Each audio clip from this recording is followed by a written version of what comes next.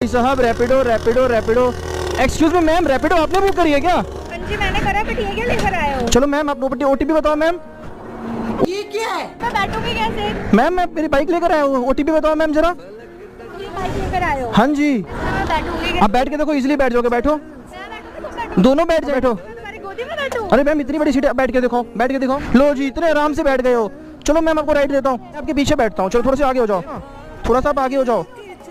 अरे मैम थोड़ा सा आगे हो जाओ, बहुत अच्छी लग रही है, आराम से करेंगे। तो बहुत लग रही है, फनी लग रही है। ये इंडिया इंपोर्ट कराई है जाके स्कूटी लेकर आओ।